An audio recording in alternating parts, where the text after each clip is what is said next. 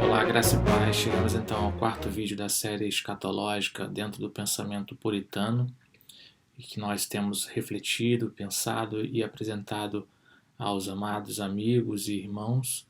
E hoje nós vamos falar também acerca de um pouco sobre a atmosfera sociopolítica da Inglaterra, como eles se encontravam e como isso influenciou esse pensamento puritano. Nós não vamos entrar em detalhes, vou colocar alguns desses pontos na descrição do vídeo para que aqueles que tenham maior interesse possam também pesquisar. Mas é importante aqui refletir nesse momento que essa ebulição que nós falamos do pensamento ali, das transformações que estavam ocorrendo na Europa, estavam influenciando também a Inglaterra, onde esses irmãos puritanos se concentravam naquele primeiro momento, e como isso estava trazendo para eles também um inconformismo, querendo também esse resgate, essa transformação.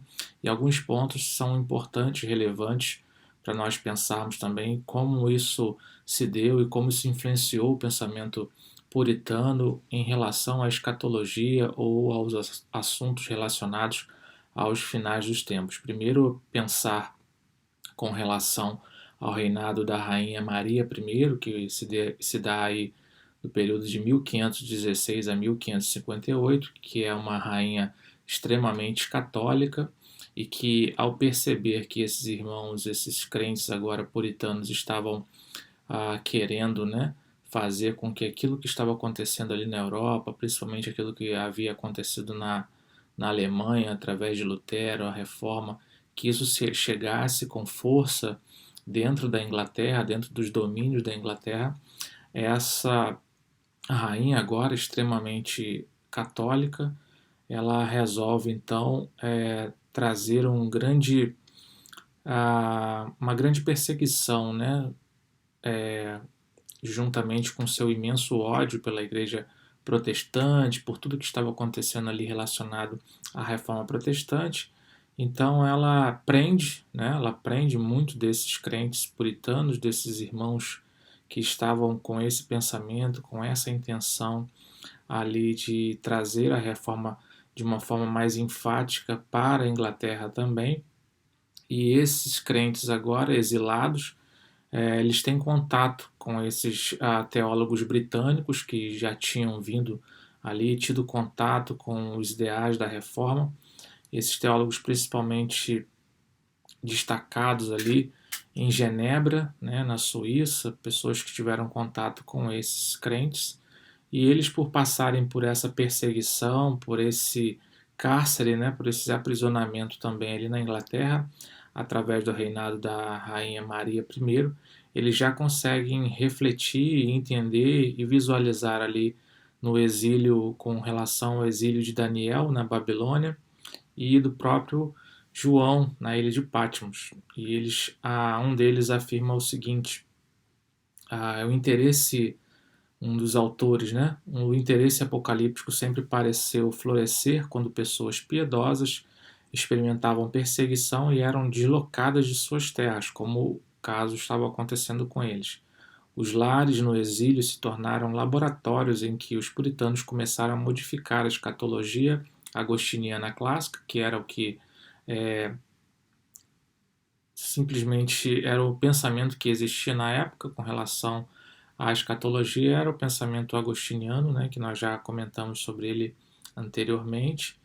E então esse autor, Griben, ele assevera o seguinte: a história seria reescrita como uma exposição polêmica de Apocalipse, e o clímax iminente de todas as eras seria adiado para dar espaço a uma escatologia cada vez mais otimista. Esse pensamento de que a igreja, então, seria relevante no meio dessa perseguição, passaria por isso vitoriosa. Então, chegando ao final do reinado da rainha Maria I, 1558, aí, sobe ao trono então a rainha Elizabeth.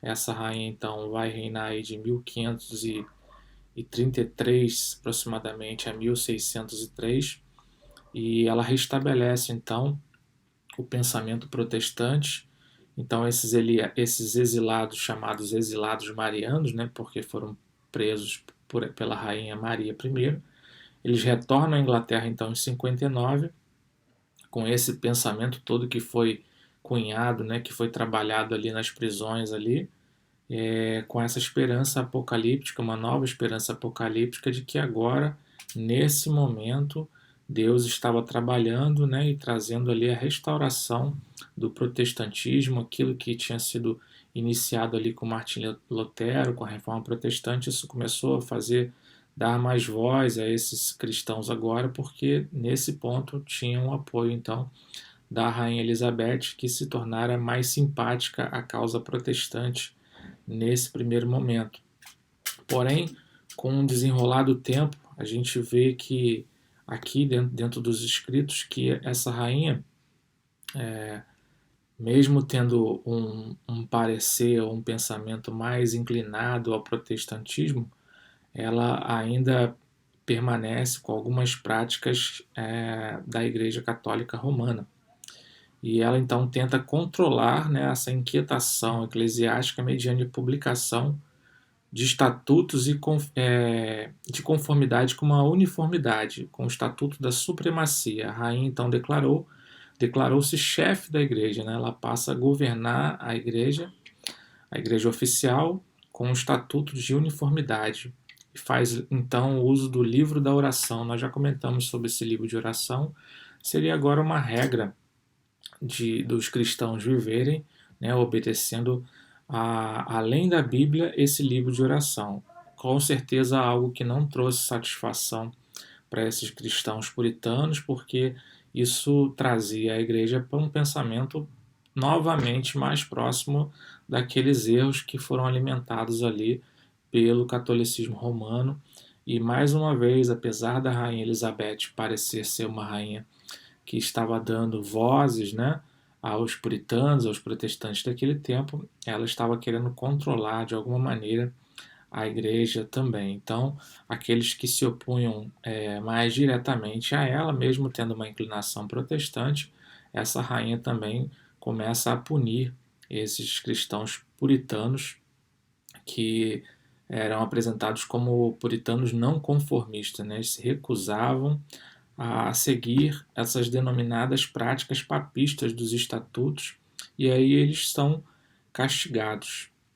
Na sequência, a gente tem aí o rei Tiago I, decide dar então a continuidade a essa política da rainha Elizabeth, e quem sucedeu em 1603, e o seu filho Carlos I implementa junto ao arcebispo William Laud inúmeras políticas antipuritanas. Então, volta-se agora então um pensamento de perseguição a esses irmãos puritanos. À medida que a terra natal dos puritanos ia se tornando cada vez mais hostil a eles, suas esperanças de que a Inglaterra se encheria da glória de Deus, ela foi diminuindo à medida que iam se cansando de lutar com bravura, porém sem êxito. Então voltaram os olhos para a América do Norte, procurando encontrar uma nova esperança nesse lugar. Então, tudo aquilo que eles pensavam que seria restaurado, que eles conseguiriam conquistar ali na Inglaterra, olhando para as escrituras, olhando para os acontecimentos de Daniel, de Apocalipse, né? Eles agora estavam vendo que isso não se daria, né, dentro do pensamento deles ali na própria Inglaterra, e esses homens passam a olhar então para a América do Norte, né, como um local de esperança escatológica, onde tudo aquilo que eles estavam pensando poderia vir a acontecer. Nesse meio tempo surgem dois principais homens aí influentes nesse pensamento do milênio, né, esse pensamento milenarista, que em meio a esse caos sociopolítico é preciso entender então que houve uma enxurrada de textos literários, poesias, letras de música, sermões sendo escritos sobre o fim apocalíptico. Boa parte desses escritos era de natureza milenarista, ou pensando de um milênio, né, de bênção dos crentes, o que significa que a visão do período de 1000 anos de Apocalipse 20, em que Satanás é amarrado e os santos reinam, é uma profecia que se cumprirá literalmente no futuro sobre a Terra. E um desses homens importantes e influentes dentro desse pensamento foi Thomas Bridgman, viveu de 1562 a 1607. Ele era um pregador e um comentarista puritano que, segundo consta, por muitos anos leu o Novo Testamento grego de ponta a ponta a cada 2 semanas. Né? Escreve um livro, uma revelação sobre Apocalipse, e aí dentro do pensamento de Bridgman, ele defende o seguinte, que as cartas às 7 igrejas da Ásia, encontradas em Apocalipse 2 e 3, descreviam então 7 períodos da história da igreja, desde a época apocalíptica até os últimos dias. E o próprio livro, conforme Bridgman ensinava, seguia de modo cronológico o desenvolver da história da igreja, culminando com os capítulos 20 e 22 de Apocalipse, que adotavam uma convicção otimista de uma glória nos últimos dias, quando o mundo se encherá do conhecimento do Senhor, como as águas cobrem o mar. Então ele interpreta figuradamente a primeira ressurreição de Apocalipse 20 como a ressurreição vinda a resgatar através da reforma da pregação bíblica e da teologia sadia que fora gerada através da reforma protestante. O milênio, então, no pensamento desse autor, era uma época que iria acontecer de 1300, né, estaria acontecendo de 1300 até 2300, período durante o qual a reforma esmagaria os inimigos da igreja por completo, em particular o papado, e a conversão dos judeus animaria o mundo como um todo. Esse então era o pensamento aí de Thomas Bridgman. E na sequência, um segundo autor muito importante era Joseph Mad, que também era um estudante, um estudioso da língua hebraica, conhecido por suas obras escatológicas e bíblicas. E ele também pensava o seguinte, ele segue apenas em parte algumas das pegadas de Bridgman, e é certo que ele sustentava um otimismo escatológico também, isso era uma marca dos puritanos, e para ele o milênio seria uma época de vitória da igreja sobre Satanás. Ele afirmou, durante esse período, a igreja desfrutaria de um tempo feliz, de paz e segurança, sem perseguição e o sofrimento de tempos anteriores. Mas Med discordava do momento exato quando esse milênio iria ocorrer, assim como o Thomas Bridgman tinha datado de 1300 a 2300, ele não cravava dessa maneira. Com bastante relutância, então, ele chegou à posição de que o milênio estava inteiramente no futuro. Os puritanos nessa visão, então, não estariam vivenciando aquilo no tempo presente. Conforme Davidson assinala, um outro autor, como consequência, Med apresentou uma série de 7 sincronismos chaves que ajudavam a entender então o Apocalipse. Ao defender as profecias sincrônicas, né, Med também adotou algumas tendências na direção daquilo que mais tarde seria chamado de pré-milenarismo. Ele pode também ser referido, Thomas Joseph Med, como um dos principais pais do pensamento pré-milenarista nesse período aqui então.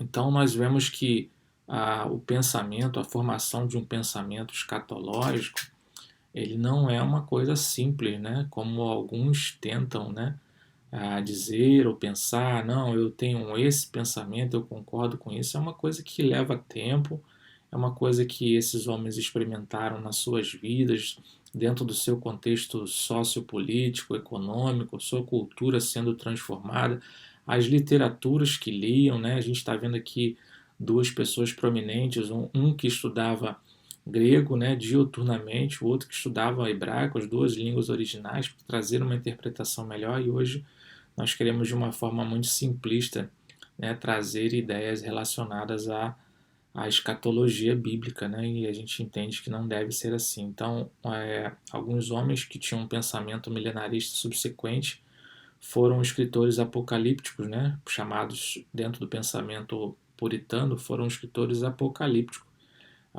que se tornaram populares entre os puritanos. Dentre eles nós temos aí William Perkins, William Schweiss, Thomas Goodwin, William Gouge, Franciscus Junius, James Ussher, Jonas Piscor e dentre outros autores que olhavam bastante para a questão escatológica dentro do pensamento puritano. Então, 3 temas eles dominavam, né, as expectativas dos puritanos com relação à escatologia. O primeiro deles era o seguinte: o Papa, para eles, dentro do pensamento puritano, o Papa era o anticristo. E desse modo, o Apocalipse deixava implícito, então, no fim, a ruína da Igreja Católica. Griben, né, um autor aqui sobre os puritanos, escreveu o seguinte: observa que a identificação feita por Ussher, né, um dos puritanos, do Papa como anticristo era axiomática, ou seja, incontestável para a prática de todos os puritanos. Então, dentro do pensamento puritano, uma coisa era certa, né? Para eles, a visão deles, até mesmo pelo contexto em que eles estavam vivendo e de onde eles vinham naquele momento, o Papa era então esse anticristo. A Igreja Católica Romana, ela estava aí envolta em todo esse processo dos últimos tempos, né? Então, como base em suas leituras históricas de Daniel e de Apocalipse, eles acreditavam que o papado, né, ele considerava uma personificação do poder satânico que logo ruiria. Então, esse seria um poder satânico, né, demoníaco, que iria ruir, ou seja, a queda da Igreja Católica, assim como começar a ruir ali em 1517, com aquele início da Reforma Protestante. Então, isso dentro do pensamento puritano era algo que se concretizaria de fato, e eles viriam então a vitória da Igreja sobre o papado, sobre esse personagem do anticristo. O segundo tema, então, era relacionado à conversão dos judeus. Né? Esse tema se tornou fundacional, né? Dentro da escatologia puritana. Eles pensavam também que, embora os próprios puritanos tratassem de inúmeras maneiras, há uma síntese de ideias diferentes entre os puritanos. A primeira delas era e era uma ideia majoritária dentro dos puritanos, de que a conversão dos judeus aconteceria perto do fim do mundo. E uma segunda posição minoritária acreditava que a conversão futura de Israel teria como resultado um tempo glorioso de prosperidade espiritual na Igreja, mas se opunha à ideia de um milênio iniciado com a aparição de Cristo e uma ressurreição dos santos. Dentro de uma terceira possibilidade, uma posição minoritária também, com menos defensores e de curta duração, defendia uma conversão geral das nações, né? E seguia de uma aparição pré-milenarista de Cristo, quando Israel se converteria e o reino de Cristo seria estabelecido na terra por pelo menos 1000 anos antes do dia do juízo. E um quarto ponto também, dentro dessa expectativa aí relacionada aos judeus, é que um número bem pequeno deles, né, dentro do pensamento reformador, né, rejeitavam então uma conversão futura dos judeus e negavam qualquer tipo de uma futura era de ouro. Né? Então, isso era uma análise feita por alguns reformadores, né? Mas também tinha pouco apoio, é de que não haveria uma conversão futura dos judeus, e eles entendiam que não haveria essa época de ouro então futura que chegaria. Então, esse é o primeiro tema aí relacionado a esse pensamento predominante de que o Papa era o anticristo, então, que a Igreja Católica seria derrotada. O segundo está tratando a relação à conversão dos judeus, dentro do pensamento deles. E o terceiro tema, então, estava relacionado mais de perto com esse nosso estudo, que é a glória da Igreja e de uma nova Jerusalém nos últimos dias. Vários puritanos foram, então, além de apenas crer na conversão de grande número de judeus.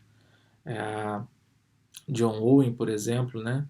Eles ligavam, dentre outros, ligaram a conversão e restauração do antigo povo de Deus a um período de glória para o mundo nos últimos dias. Por sua vez, esses milenaristas, né, esperavam que a volta dos judeus ao verdadeiro Messias, Jesus de Nazaré, e a terra que Deus prometeu a Abraão, introduziria então o milênio, ou pelo menos seria uma das primeiras coisas realizadas no milênio. Inspirados então pelo amável Med, né, esse pensamento que a gente passou aqui inicialmente, esses homens aguardavam a aparição então de Cristo para ressuscitar os mártires da igreja e estabelecer o reinado dos santos na terra. Então ele conclui que esse é o motivo pelo qual os milenaristas aguardavam pelo menos duas aparições de Cristo, uma no início e a outra no final do milênio. Então, com todo esse turbilhão de ideias a respeito do fim dos tempos, a maioria dos quais era de natureza historicista, nós já falamos sobre isso, ou seja, eles estavam enquadrados dentro desse pensamento, eles estavam vivenciando essas últimas coisas. É fácil entender então como os puritanos identificavam a Nova Inglaterra, né, essa saída então para a América do Norte, como tudo o que ela prometia, como uma própria missão de Deus para os puritanos da Nova Inglaterra, bem como para muitos puritanos ingleses que nunca emigraram. O Novo Mundo, então, era de fato uma cidade situada sobre um monte, chamada para ser luz de Deus para as nações. Olhavam então para essa possível migração dali da Inglaterra então para a América do Norte como esse cumprimento, né? Essa terra situada sobre o monte, onde tudo isso ali se concretizaria, onde eles viriam de perto esses últimos acontecimentos ou o início desses últimos acontecimentos se dando ali de uma forma mais real.